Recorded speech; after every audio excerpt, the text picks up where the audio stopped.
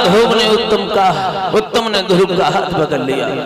एक बात कही, भैया तुम सारे दिन यहीं रहते हो जंगल में, चलो आज पिताजी की कचहरी में घूमे आओ।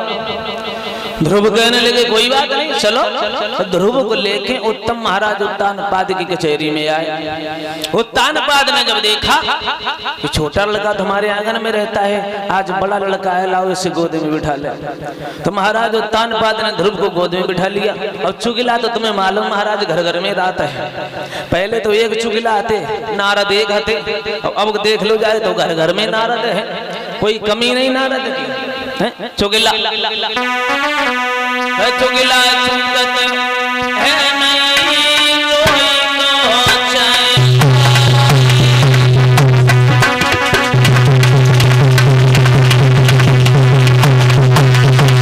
चुगला बड़ा खतरनाक होता है।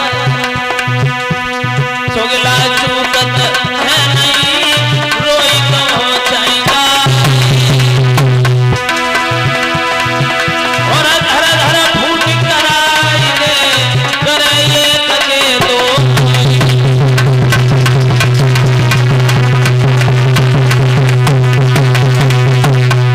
ध्यान रखना, चुगली से मन की बात करो तो चुगली कब हो नहीं चूके दो। अंधे पे भैंसिया कुतवैयो बदनों की 11 तूने दो।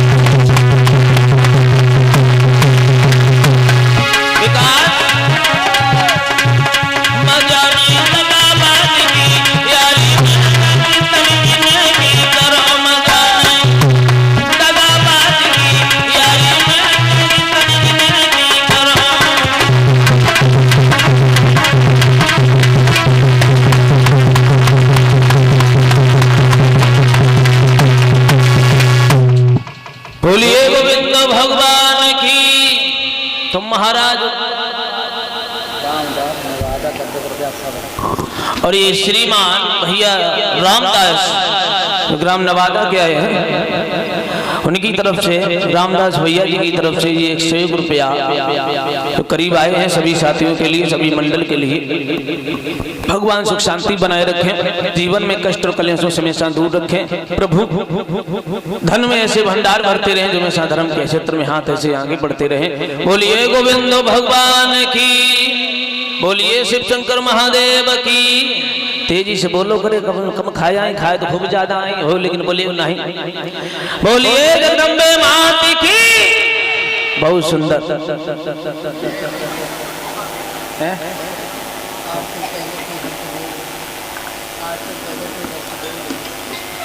तो उसी जगह पे ध्यान दें। महारानी सुनीति का लड़का जब महाराज की गोद में बैठ गया तो चिगिला ने देखा तो बड़ी वाली रानी छोटी वाली रानी से भाग के गई, रानी तुम यहाँ बैठी हो, हमें लगता है तुम्हारी अब इज्जत नहीं सभा में। क्यों, क्या हुआ? बोले हुआ क्या, तुम्हारा कोई सम्मान ही नहीं। बोले काहे? बोले सम्मान तो बड़ी वाली रानी का है, देखो तुम्हारा लड़का नीचे खड़ा है और उसका लड़का उसकी गोद में बैठा है, बताओ कौन बड़ा हुआ? हाय, जो इतनी बात की तो रानी चली गई और भागती भाई गई महलों से। महाराज के दरबार में ध्रुव बैठे हैं तो ध्रुव की कलाई को पकड़ा और झटका वहां के नीचे उतार दिया। कहने लगी, ओए मूर्ख कहीं के, तुम्हारी हिम्मत कैसे हुई अपने बाप की गोदी में बैठने के लिए? बेटा मेरी बात सुनो। अब रानी जलाई के तौर पर ही ध्रुव से बोली, ओ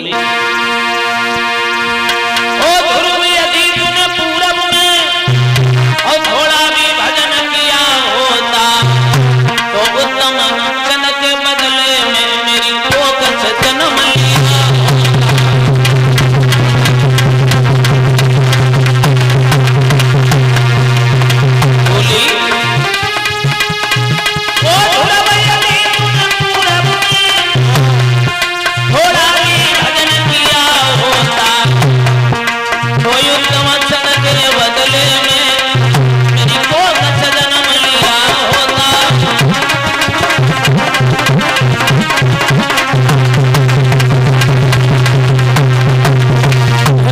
पागल, अगर तू तुमने लीला भजन कर ले तो हमारी कोख से नहीं जन्म ले तो भाग जा।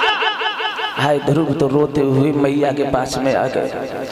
वो तानपाद चुपचाप बैठे रहे, दो शब्द नहीं कह पाए, काय को मारा है। ध्रुव रोते हुए मैया के पास आए तो मैया सुनीति ने जैसे ध्रुव को देखा बोली, लाला किसने मारा है मेरे बालक?